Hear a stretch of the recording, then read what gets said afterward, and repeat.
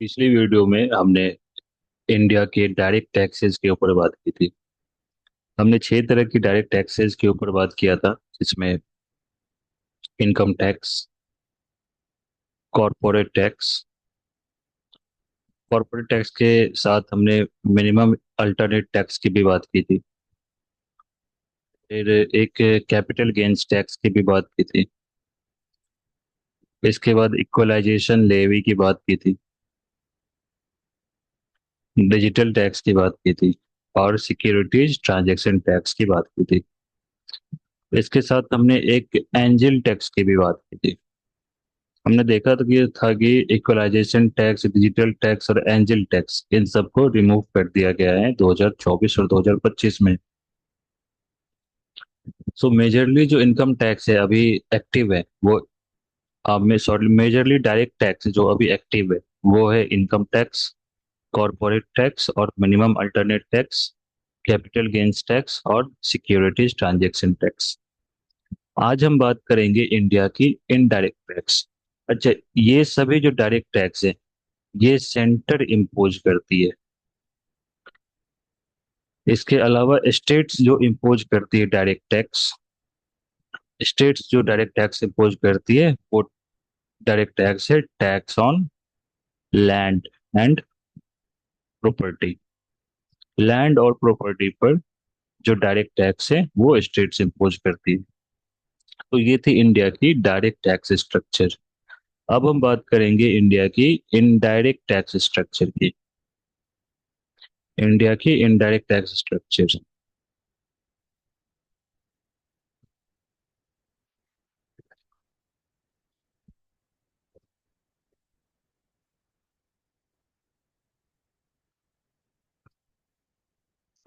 तो हेडिंग डालो, indirect taxes या India's indirect tax structure.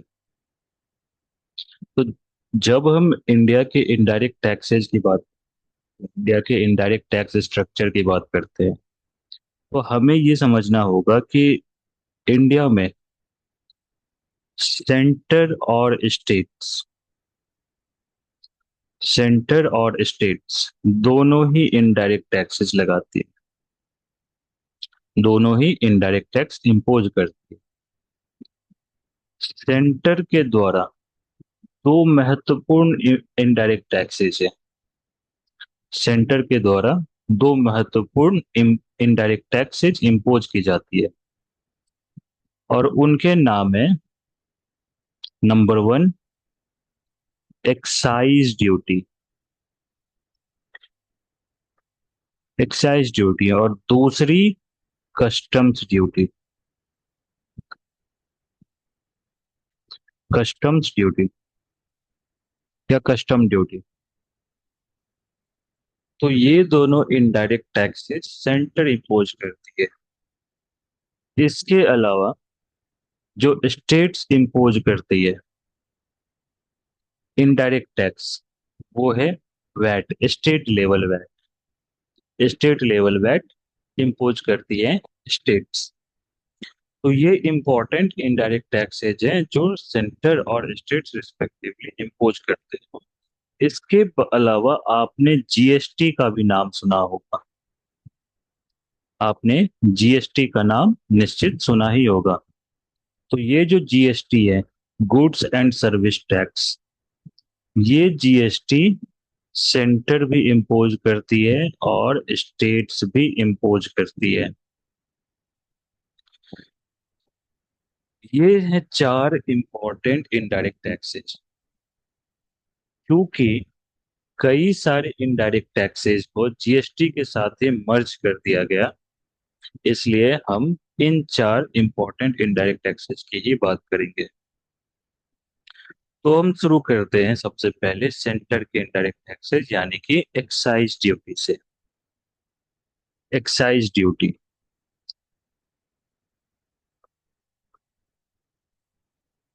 Number 1 excise duty.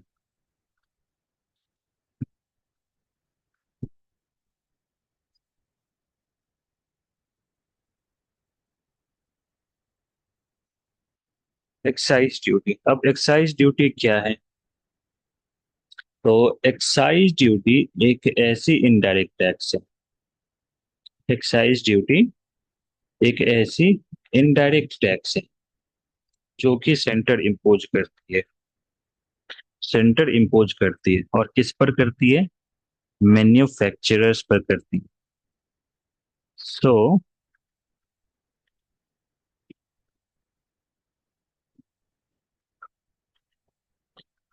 Excise duty is an indirect tax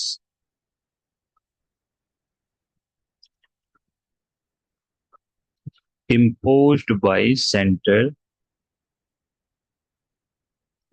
imposed by the center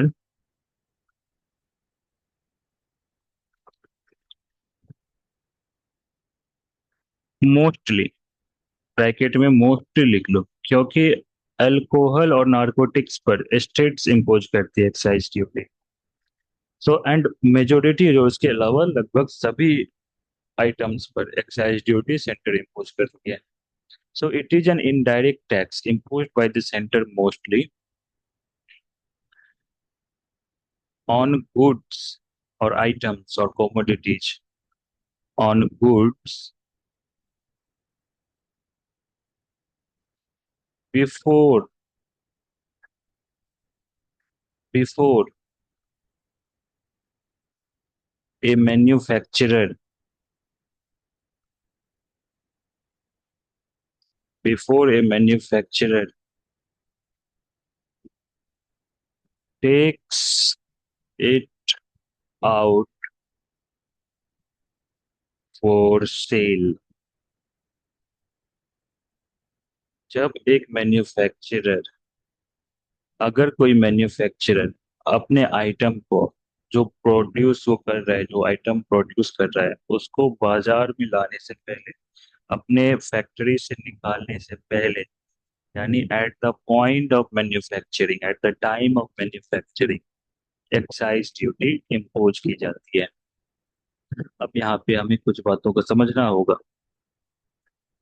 जैसे सबसे पहले हमें ये समझना होगा कि एक्साइज ड्यूटी इम्पोज कौन करती है? सेंटर करती है। Excise duty is imposed by, कि कौन इम्पोज करती है? Mostly imposed by, mostly centre, except on alcohol and narcotics. Alcohol और नारकोटिक्स के अलावा सभी आइटम्स पर एक्साइज ड्यूटी सेंटर इम्पोज करती है। अल्कोहल और नारकोटिक्स पर एक्साइज ड्यूटी स्टेट्स इम्पोज करती है। तो it is imposed mostly bye centre. दूसरी बात, इम्पोज्ड ऑन, इम्पोज्ड ऑन, किस पर इम्पोज की जाती है ये? Excise duty is imposed on manufacturer, manufacturer पर इम्पोज की जाती है। और वेन, कब की जाती है? At the time of manufacturing, at the manufacturing stage, manufacturing stage पर ही एक्साइज ड्यूटी इम्पोज की जाती है। मैन्युफैक्चरिंग स्टेज पर ही एक्साइज ड्यूटी इम्पोज की जाती है। अब मान लो कि आप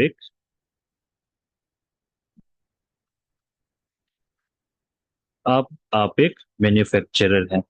एग्जाम्पल से अब इस चीज को समझते हैं। आप एक मैन्युफैक्चरर हैं, ठीक है? Let say mister A, you are a manufacturer.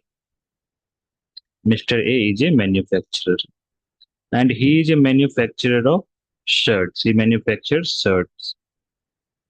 right? He is a shirt manufacturer.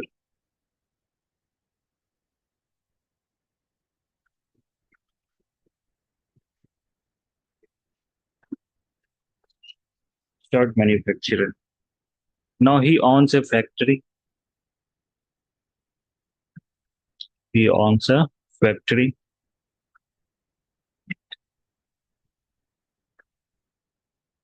अब इस फैक्ट्री में जब ये शर्ट मैन्युफैक्चर करेगा और he takes it out before he takes it out his products for sale in the market, before he can take out his products for sale in the market, excise duty is imposed at the point of manufacturing. Excise duty is imposed at the point of manufacturing. Now pay attention, क्योंकि अब एक बहुत important बात मैं कहने जा रहा हूँ। यहाँ पर जो एक्साइज ड्यूटी है वो इम्पोज होती है वैल्यू एडेड पर। Value added. वैल्यू एडेड, कितनी वैल्यू ऐड हो रही है एक पार्टिकुलर आइटम, एक पार्टिकुलर गुड, पार्टिकुलर कमोडिटी पर, उस वैल्यू एडिशन के ऊपर एक्साइज ड्यूटी इम्पोज की जाती है। So you can write this sentence, excise duty, excise duty is imposed on the value added, on the value added or value added of the goods or items or commodity. Is imposed, excise duty is imposed on the value added of the item. अब इस चीज को फिर से हम समझते हैं। तो मान लो कि आप एक शर्ट मैन्युफैक्चरर है, आप एक शर्ट मैन्युफैक्चरर, और आपको जो शर्ट मैन्युफैक्चरिंग में कॉस्ट लगी वो है, इससे आपको लगी 30 लाख रुपीज, 30 लाख रुपए आपकी मैन्युफैक्चरिंग में कॉस्ट लगी। अब आप शर्ट मैन्युफैक्चर कर रहे हैं तो आपको क्लॉथ चाहिए, टेक्सटाइल चाहिए होगी। तो आप क्लॉथ मैन्युफैक्चरर से क्लॉथ लेते हैं, तो क्लॉथ लेने में लेट से आपको 10 लाख रुपए आपको खर्च आया। 10 लाख रुपए आपको खर्च आ रहा है क्लॉथ प्रोक्योर करने में, परचेज करने में। और जो आप शर्ट मैन्युफैक्चर कर रहे हैं वो है 30 लाख वर्थ वैल्यू की। तो ये जो शर्ट मैन्युफैक्चरिंग में कितने की वैल्यू ऐड कर सका वो मैन्युफैक्चरर, जो शर्ट मैन्युफैक्चरर है वो कितनी वैल्यू ऐड किया इसमें, 20 लाख की वैल्यू ऐड किया। तो अब जो एक्साइज ड्यूटी लगेगी वो इस 20 लाख के ऊपर लगेगी। एक्साइज ड्यूटी वैल्यू एडिशन कितनी हो रही है उसके ऊपर एक्साइज ड्यूटी लगती है। तो वैल्यू एडिशन इस केस में आप देख पा रहे होंगे कि 20 लाख रुपए की वैल्यू एडिशन हुई, तो इस 20 लाख पर एक्साइज ड्यूटी एप्लीकेबल होगी, इम्पोज होगी। So excise duty is imposed on the value added of the item. अब यहाँ पर एक कंफ्यूजन होती है। कंफ्यूजन क्या है? तो कंफ्यूजन ये है कि जब मैं आपको बता रहा था स्पेसिफिक टैक्स और एड वेलोरम टैक्स के केस में, स्पेसिफिक टैक्स क्या होती है? स्पेसिफिक टैक्स वैसी टैक्स होती है जो किसी कमोडिटी के कैरेक्टरिस्टिक पर लगती है, जैसे कमोडिटी के लेंथ पर, कमोडिटी के वेट पर, कमोडिटी की क्वांटिटी पर। और एड वेलोरम लगती है कमोडिटी के वैल्यू पर। और मैंने आपको एग्जाम्पल दिया था कि जब सेंटर फ्यूल पर एक्साइज ड्यूटी लगाती है तो वो फ्यूल के क्वांटिटी पर लगाती है। यानी कि जो एक्साइज ड्यूटी हुई वो स्पेसिफिक टैक्स की कैटेगरी में आई थी। लेकिन यहाँ पर आप देख पा रहे हैं कि एक्साइज ड्यूटी वैल्यू एडेड पे लग रही है। एक्साइज ड्यूटी यहाँ पर वैल्यू एडेड पे लग रही है, तो इस केस में एक्साइज ड्यूटी एड वैलोरम होनी चाहिए। तो ऐसा कैसे हो सकता है कि एक्साइज ड्यूटी स्पेसिफिक टैक्स भी है और excise duty ad valorem tax भी हो सकती है? तो एक्साइज ड्यूटी, देखो, कोई भी टैक्स किस तरह से इम्प्लीमेंट की जा रही है वो डिसाइड करेगी कि वो उस पर्टिकुलर केस में स्पेसिफिक टैक्स होगी या एड वैलोरम टैक्स होगी।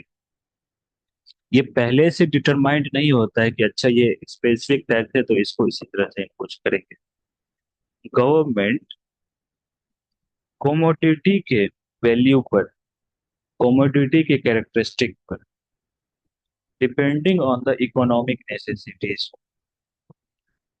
पर्टिकुलर तरीके से टैक्स लगा सकती है। तो फ्यूल पर गवर्नमेंट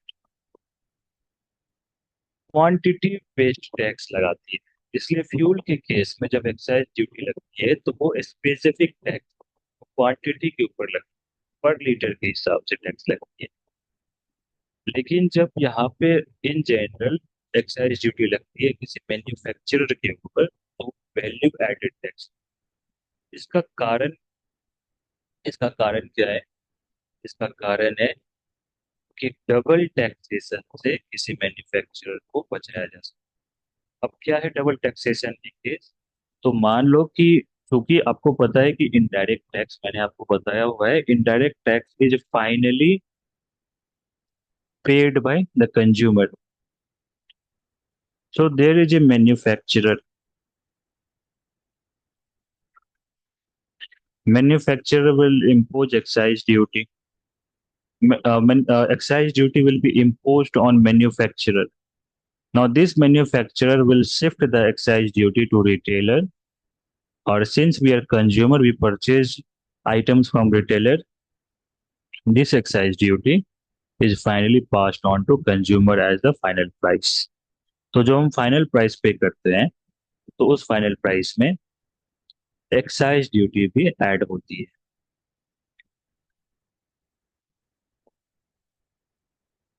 तो अब मान लो कि जैसे यहाँ पे इस केस में एक मैन्युफैक्चरर, ये है शर्ट मैन्युफैक्चरर, ये है शर्ट मैन्युफैक्चरर,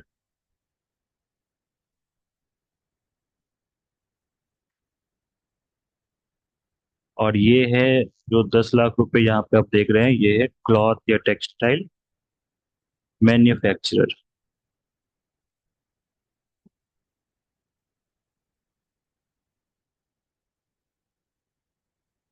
अब ये जो क्लॉथ मैन्युफैक्चरर है ये भी कहीं से क्लॉथ टेक्सटाइल परचेज कर रहा होगा।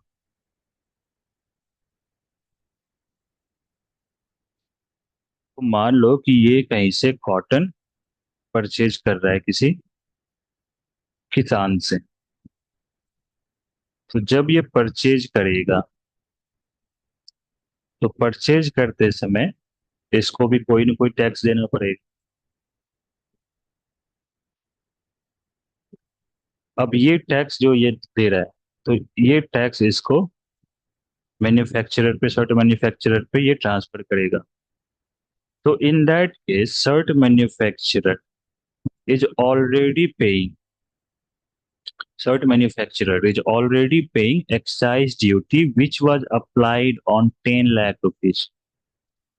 So he has to pay excise duty for the remaining 20 lakh, the value he has added to the item, because he had already paid excise duty on 10 lakh rupees. So he will have to pay excise duty on only 20 lakh.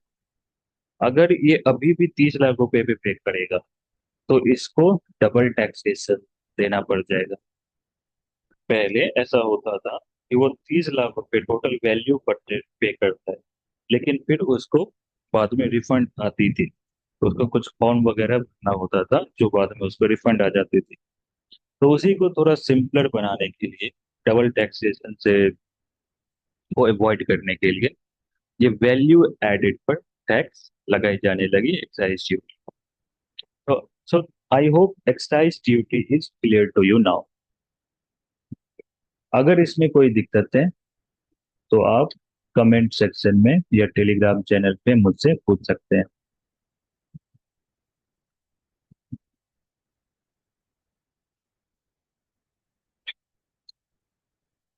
कहीं कहीं excise duty की जगह आप इसको देखते होंगे किसी book में या किसी आर्टिकल में सेनवैट लिखी होती है। सेनवैट क्यों लिखी होती है? क्योंकि ये वैल्यू एडेड टैक्स है and it is imposed bye centre, that's why it is called CENVAT. कहीं कहीं आप इसको मैनवैट भी पढ़ेंगे। मैनवैट क्यों? क्योंकि ये मैन्युफैक्चरर पर लगती है, इसलिए मैनवैट। So this was excise duty. Now we will talk about the second indirect tax imposed by center. Second indirect tax imposed by center, which is custom duty.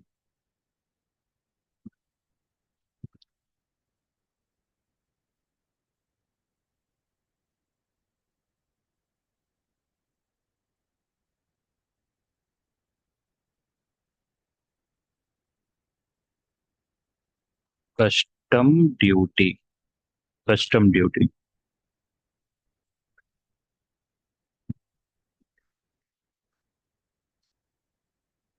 Custom duty is also called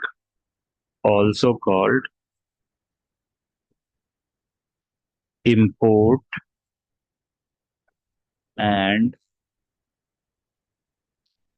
export tax. Custom duty is also called import and export tax. Custom duty is also called import and export tax. But in practicality, it is only import duty or import tax. Why import only? Why not export? Because अगर कोई economy, कोई country export पर tax लगाती है, तो the country, the government is making the lives of manufacturers and traders difficult. क्योंकि अगर export पर टैक्स लगती है, तो इससे जो एक्सपोर्ट होगी, export will be costly.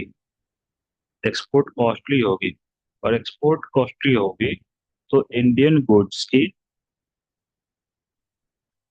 Goods की कॉम्पिटिटिवनेस गिर जाएगी, कॉम्पिटिटिवनेस कम हो जाएगी। It will reduce the competitiveness of Indian goods in exporting Nations. क्योंकि एक्सपोर्ट महंगी होगी तो इंडिया की जो गुड्स है, इंडियन गुड्स है, वो महंगी बिकेगी। महंगी बिकेगी तो उसकी जो डिमांड है वो कम हो जाएगी, क्योंकि उसको सेम गुड दूसरी कंट्री से कम रेट पे मिल रही है। इसलिए most of the countries do not impose tax on export. Therefore, in total practicality, custom duty is almost equal to import duty only. Import duty countries लगाती है in order to protect the domestic manufacturer.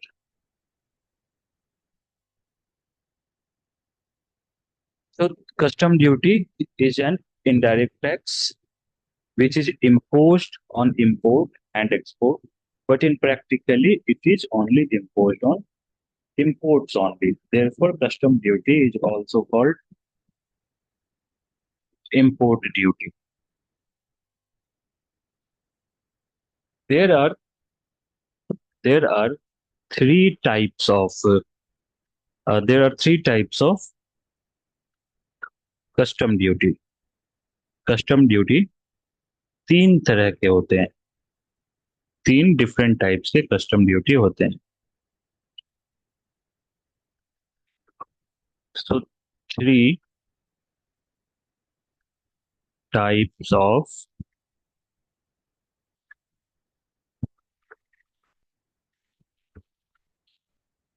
Custom duty. Custom duty तीन तरह के होते हैं।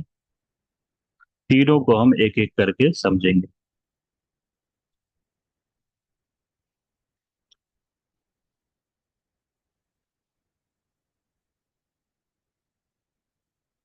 First type is basic custom duty. Basic custom duty, ये पहली custom duty है और most basic. Second custom duty is countervailing duty. नाम सुना इसका कभी? आई होप आपने सुना ही होगा। Countervailing duty, in short CVD. और तीसरी जो आपने सुना ही होगा और अक्सर सुनते होंगे, तीसरी type of custom duty is anti dumping duty. ये नाम तो आजकल इकोनॉमी में आप लोग निश्चित ही सुनते होंगे, एंटी डंपिंग ड्यूटी। तो ये तीन basic types of custom.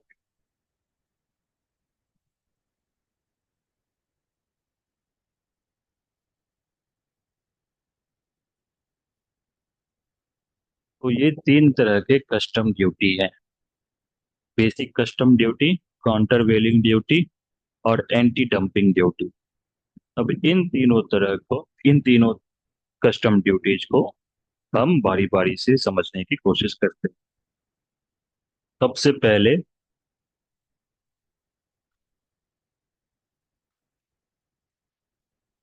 Basic custom duty. तो एक customs act, Indian customs act 1962 के तहत इंडिया किसी भी कंट्री पर इंपोर्ट ड्यूटी लगाती है to protect its domestic manufacturers. तो कस्टम ड्यूटी इसके तहत लगाती है, और ये जो कस्टम ड्यूटी कहलाती है, ये कहलाती है standard custom duty.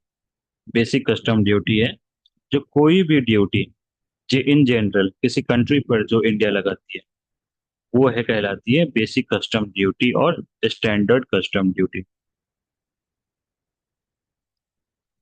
Custom duty क्या है? मान लो कि कोई कंट्री है ए कंट्री से इंपोर्ट आ रही है बी कंट्री पे।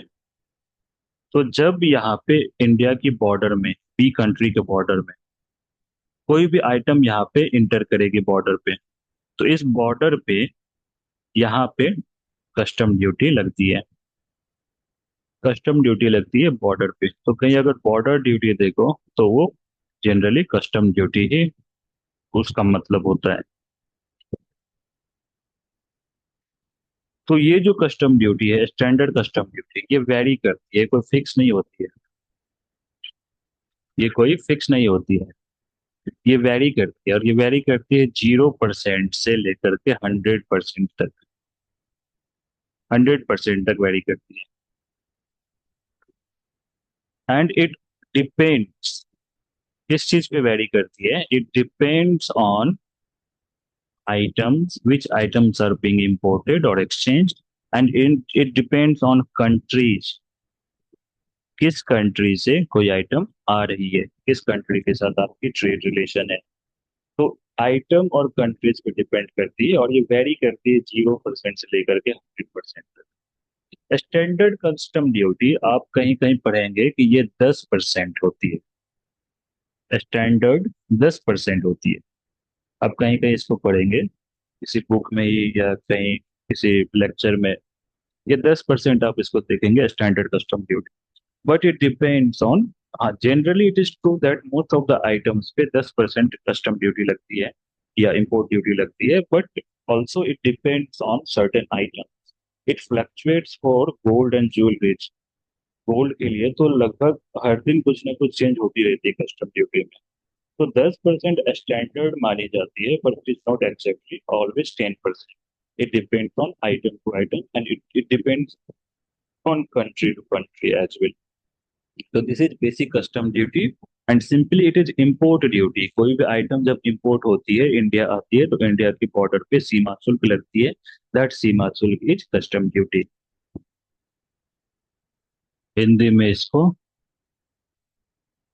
सीमा शुल्क के नाम से आप लोग सुनते होंगे, पढ़ते होंगे, जानते होंगे।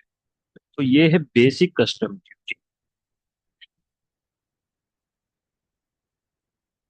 इसके बाद जो दूसरी तरह की कस्टम ड्यूटी है, दूसरे तरह की कस्टम ड्यूटी वो है counter welding duty.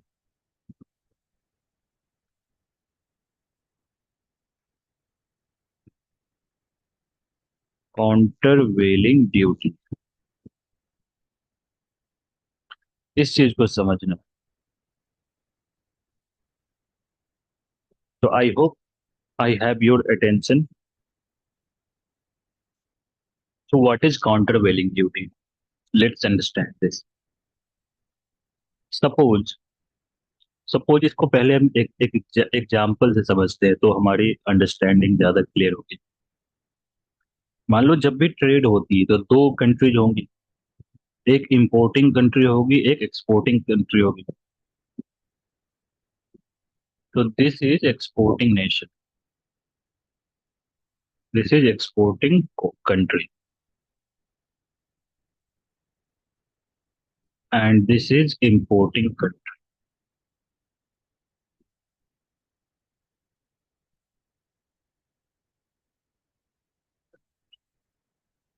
Exporting and importing country. This is country A, this is country B. तो एक आइटम है जो ए से बी आती है, एक आइटम जो ए से बी आती है। अब ये जो गुड्स है, ये कोमोडिटी है या कोई भी आइटम, तो exporting country, country A in this case, तो ऐसा हो सकता है कि मान लो कि हम बात करते हैं कोई भी, let say we talk about simple commodity, कोई भी वीट, गेहूं की बात करते हैं। तो we know that in countries like India and many other countries, agriculture पे गवर्नमेंट सब्सिडीज देती है। तो सब्सिडीज देने से कॉस्ट ऑफ इनपुट किसानों के लिए कम होगी।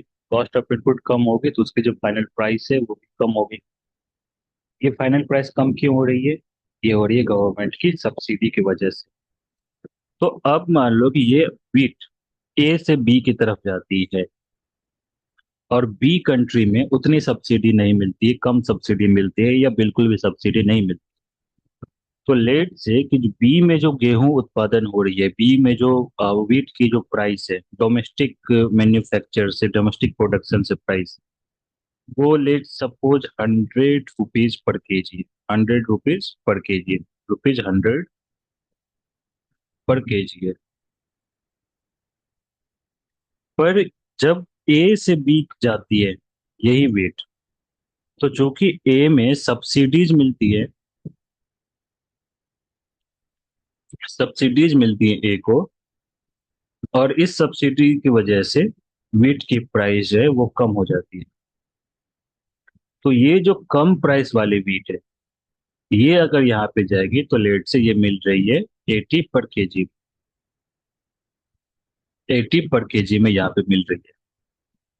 तो डोमेस्टिक प्रोडक्शन वाली जो वीट है वो 100 केजी मिल, 100 पर केजी मिल रही है। पर जब इंपोर्टेड वीट है वो 80 पर केजी मिल रही है। तो ऐसे में क्या होगा कि लोग, कंज्यूमर, इस वीट को ज्यादा प्रेफर करेंगे खरीदना, क्योंकि सेम वीट मिल रही है और सस्ते में भी मिल रही है। तो 80 रुपीज पर केजी वाले वीट को खरीदना ज्यादा प्रेफर करेंगे। इससे डोमेस्टिक मैन्युफैक्चरर को नुकसान होना पड़ेगा। Domestic manufacturer will be, domestic wheat will be less competitive in the domestic market itself. Therefore, in order to protect the domestic producers and domestic market from the prices of those imported items whose price is lower, because the exporting government gives subsidies on that item. तो subsidies या किसी और तरीके से जब government मदद करती है, खास करके सब्सिडी की वजह से तरीके से मदद करती है, तो उसकी वजह से प्राइसेस कम होती है। और वो कम प्राइसेस जब किसी मार्केट में इंटर करती है, तो उस मार्केट के जो डोमेस्टिक मैन्युफैक्चरर्स हैं, डोमेस्टिक आइटम्स है, डोमेस्टिक गुड्स है, उसकी कॉम्पिटिटिवनेस को गिरा देती है, काफी नीचे कर देती है, और वो मार्केट पे अपनी पकड़ बना लेती है। तो इससे डोमेस्टिक मैन्युफैक्चरर्स को नुकसान होता है। So, in order to protect the domestic manufacturers, government imposes countervailing duty on those items whose prices are lower because of subsidies given by the exporting nation. And this countervailing duty is imposed. This countervailing duty is imposed over and above, over and above basic custom duty या basic import duty. Basic custom duty, basic import duty के ऊपर over and above basic custom duty countervailing duty लगाई जाती है।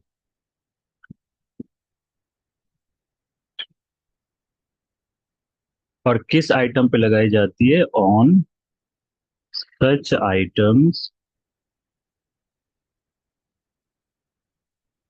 whose prices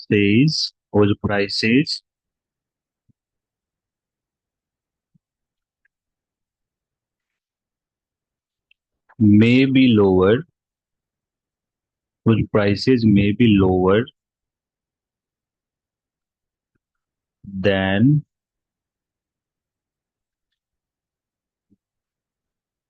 the similar item produced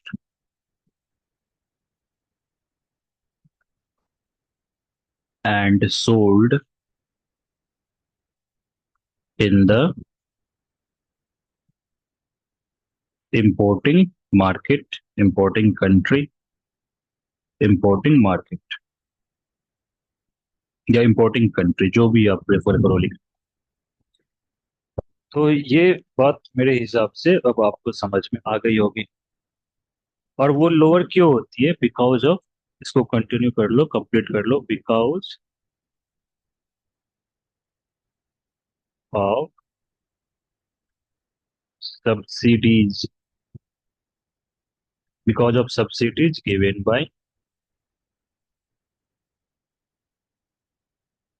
bye the exporting country.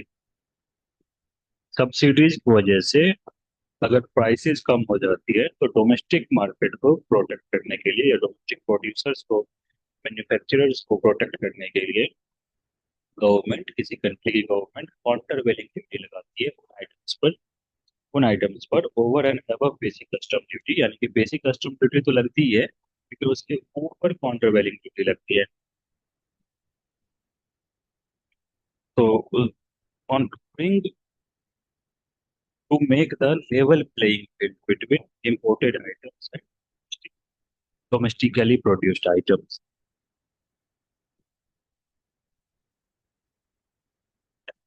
So this countervailing duty is, I hope, is clear to you now. Now let's talk about the third custom duty, which is anti-dumping duty.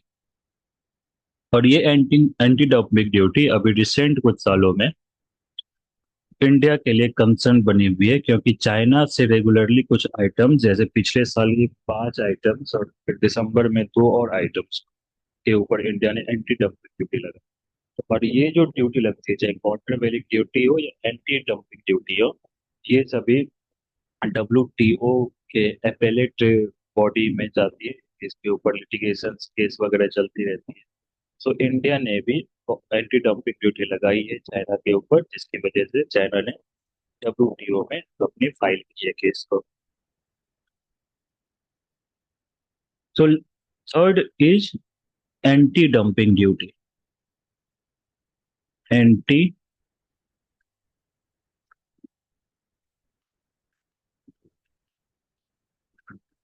Dumping duty. Anti dumping, तो पहले हम इसको समझते हैं कि ये dumping क्या होती है। What is dumping? तो डंपिंग क्या है? देखो, मान लो कि चाइना है।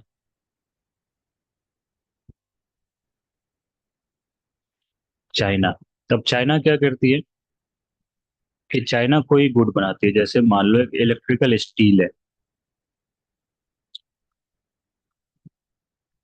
इलेक्ट्रिकल स्टील, जिसके ऊपर अभी दिसंबर 2025 में एंटी डंपिंग ड्यूटी इंडिया ने लगाई है। Electrical steel. अब स्टील इंडिया भी प्रोड्यूस करती है, चाइना भी प्रोड्यूस करती है, दोनों मेजर प्रोड्यूसर ऑफ स्टील है। तो इलेक्ट्रिकल स्टील चाइना प्रोड्यूस कर रही है। Let's say I am taking just a random figure, you don't have to take this literally, this figure. Electrical steel, इसकी प्राइस चाइना में 100 रुपीज है। Indian currency के रूप टर्म में हम लोग बात कर रहे हैं। और ये बस एग्जाम्पल है, इसके एग्जैक्ट प्राइस 100 रुपीज नहीं होगी। Electrical steel India China produce कर रही है और इसको अपने कंट्री में 100 रुपए में बेच रही है। Since China is a bigger producer of steel, so there is no deficiency of quantity in China. So what China does, it starts selling the same steel in India or Indian market at the rate of, let's say, 800 rupees, 800 rupees। और India में जो ये steel है वो भी लगभग मान लो कि 800 से ऊपर, कुछ 900 रुपए में, 900 रुपए में ये इंडियन प्राइस, इंडियन स्टील की प्राइस है।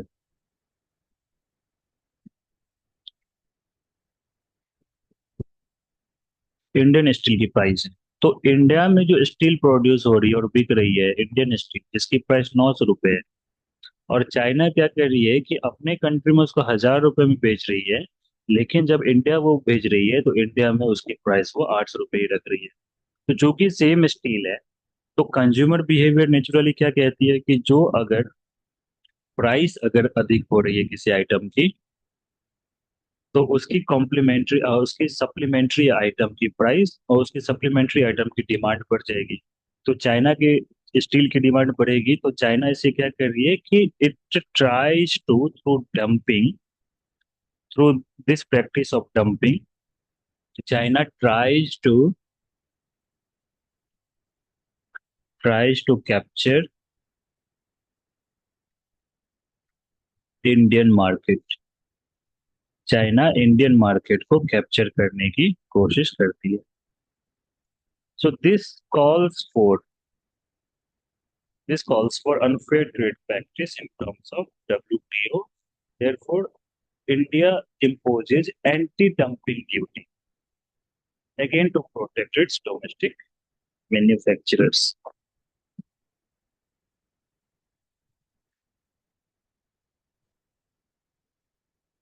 So this was the third custom duty. I hope कि यहाँ पे आपकी एंटी डंपिंग ड्यूटी भी क्लियर हो गई होगी, आपको समझ आई होगी।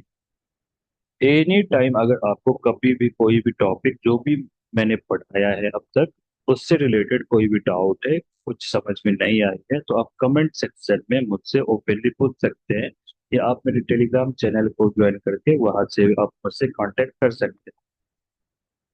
आई will be more than happy to clear things for you.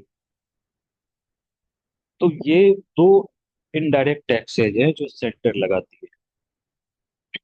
अब हम बात करते हैं जो स्टेट लेवल वैट की, एक इनडायरेक्ट टैक्स जो स्टेट लगाती है, वैट। और उसके बाद हम नेक्स्ट वीडियो में बात करेंगे goods and services tax GST की।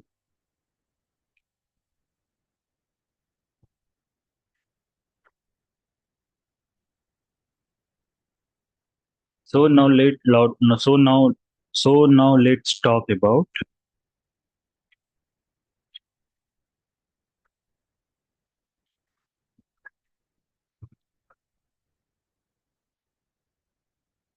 state level VAT, state level state level value added tax.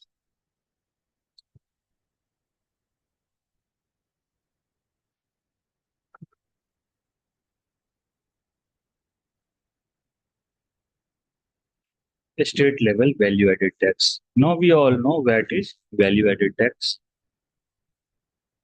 It is value added tax.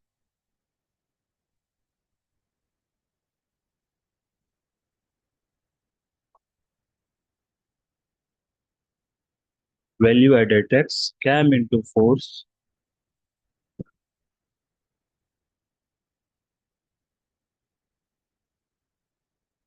in 2005.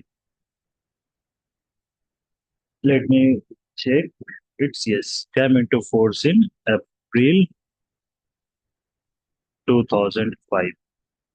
और जब स्टेट लेवल वैट आई तो वैट ने किसको रिप्लेस किया? इसने रिप्लेस किया बाय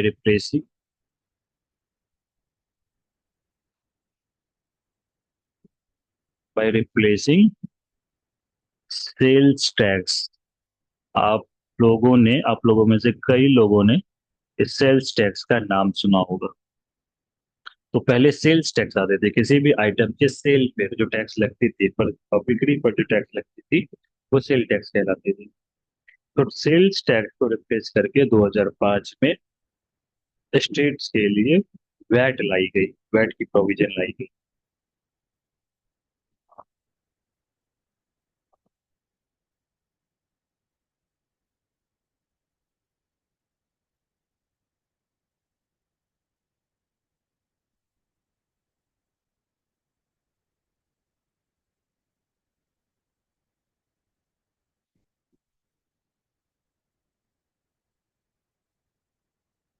तो how does this VAT works? ये वैट काम कैसे करती है? और इसको भी आप थोड़ा समझना, क्योंकि वैट बहुत ही अच्छी प्रोविजन है। सेल टैक्स को हटा करके वैट लाई गई। तो वैट में एक खास बात है, इसकी खूबसूरती ये है कि ये जो वैट है, it reduces the possibility of tax evasion, reduces the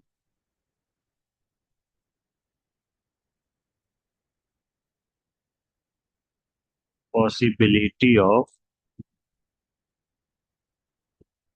tax evasion. और ये कैसे रिड्यूस करती है टैक्स इवेजन की पॉसिबिलिटी को? रिड्यूस करती है, ध्यान देना, रिड्यूस करती है। ये मैंने नहीं कहा कि ये इसको खत्म भी कर देती है।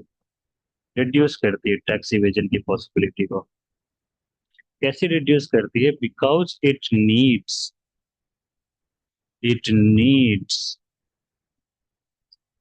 Bills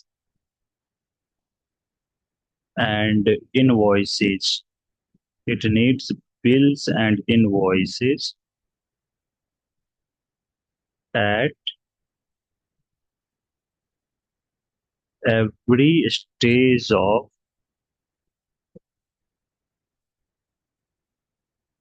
sale. At every stage of sales, it needs bills and exchange invoices. तो अगर आपने किसी स्टेज पे इवेड किया, टैक्स इवेड किया, तो आप अगले स्टेज पे पकड़े जाएंगे। हाँ, पर दिक्कत क्या है कि फिर फेक बिल्स और इनवॉइसेस भी आती हैं। फेक बिल्स और इनवॉइसेस भी आती हैं। तो it reduces the possibility, however it is very difficult. It is very challenging for the authorities completely eliminate the occurrence of tax evasion. However, it is nevertheless it is an important improvement from the sale tax regime. So what happens since it is a value added tax, right? It is a value added tax. So it is imposed on the value added of the commodity. It is imposed on value added of the commodity. So we have this manufacturer. Generally, we have three stage of sales. Manufacturer manufacturer किसको देगा? Wholesaler को। Wholesaler किसको देगा? Retailer को। और retailer से finally consumer तक कोई भी आइटम पहुंचती है. So this is the normal stage of sales.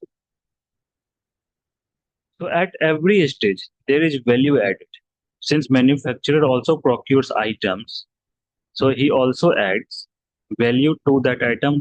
In that case, we have talked about shirt manufacturer who is procuring clothes and textiles and other items like buttons and all. So he is adding value to the textile and making it shirt. Now manufacturer sells this item to wholesaler. Now this excise duty which was imposed on manufacturer is passed on to wholesaler. From wholesaler it is passed on to retailer, and from retailer it is passed on to the final consumer. Final consumer. At every stage, at every stage, there is value addition. Therefore, states impose VAT at this stage. There is value addition at this every stage.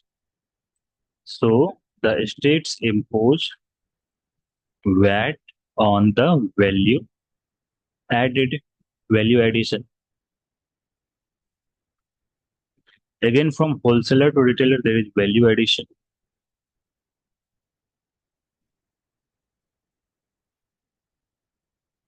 From retailer to consumer, there is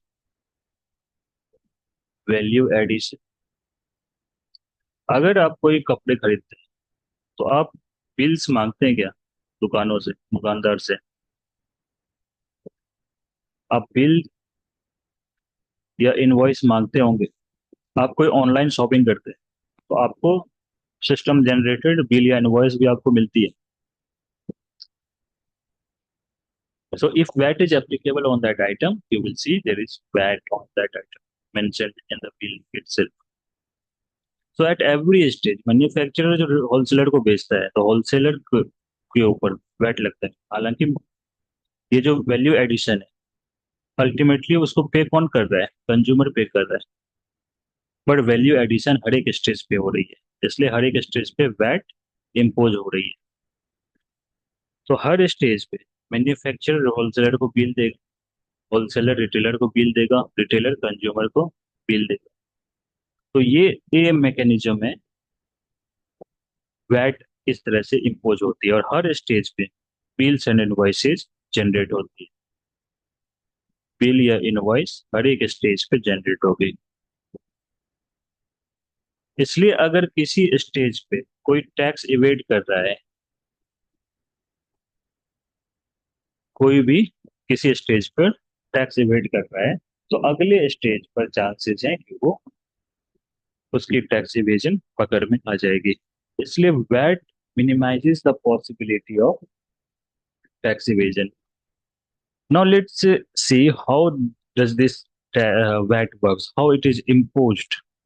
So VAT is imposed, states impose VAT on alcohol and fuel and electricity. So let's talk about alcohol. तो alcohol में manufacturing हो रही है. तो manufacturing होगी तो इसकी manufacturing cost होती है. मैन्युफैक्चरिंग कॉस्ट होती है. मैन्युफैक्चरिंग कॉस्ट होती है सिंस आपको पता है कि एक्साइज ड्यूटी स्टेट्स इम्पोज करती है अल्कोहल और नारकोटिक्स पर. तो मैन्युफैक्च और एक्साइज ड्यूटी किस स्टेज पे लगती है? मैन्युफैक्चरिंग वाले स्टेज पे. तो state excise duty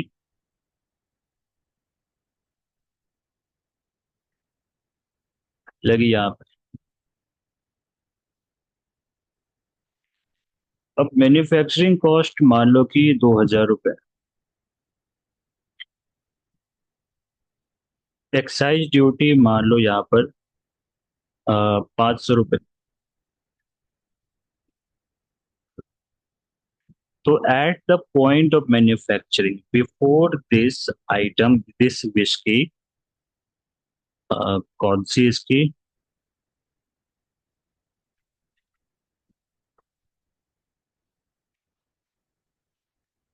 red level.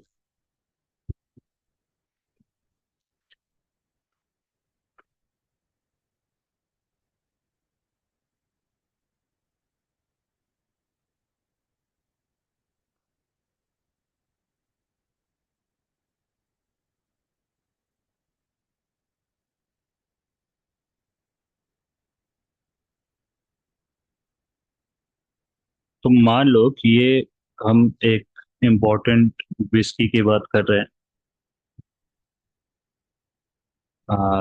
कौन सी? लेट्स से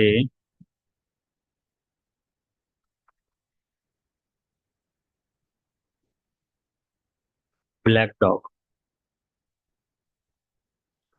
तो ब्लैक डॉग की मैन्युफैक्चरिंग कॉस्ट है अगर 2,000 रुपये.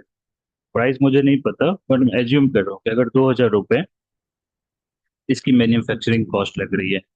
सिंस अल्कोहल पर एक्साइज ड्यूटी स्टेट्स इम्पोज करेगी, तो मैन्युफैक्चरिंग पे और मान लेते हैं कि ये 500 रुपये इम्पोज की जा रही है. तो मैन्युफैक्चरिंग के स्टेज पर इसकी प्राइस कितनी हो गई ऑलरेडी? 2,500 रुपीज. ऑलरेडी मैन्युफैक्चरिंग के स्टेज पे ही इसकी प्राइस हो गई 2,500 रुपीज. नाउ अब ये आ गई मार्केट में. मार्केट में आई तो उस पे स्टेट अपनी वैट लगाएगी.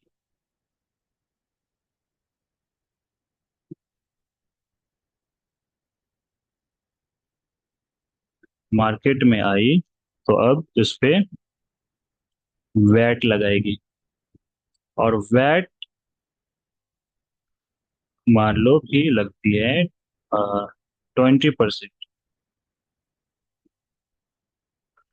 और ये 20% किस पे लगेगी? ये 20% लगेगी 2,500 रुपये पर. ये 2,000 पर नहीं लगेगी, ये 2,500 पर लगेगी.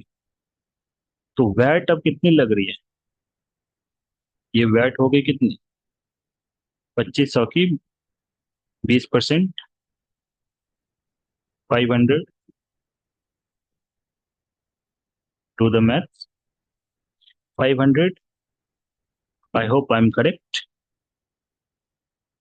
1/5. Okay. 500.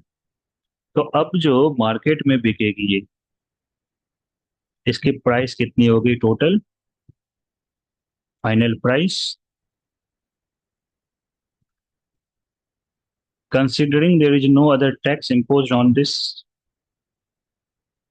item, so final price will be rupees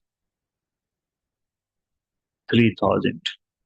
This is VAT applied and you can see now when VAT is applied on और कहाँ किस स्टेज पर वैट अप्लाई हो रही है और किस प्राइस पर वैट अप्लाई हो रही है.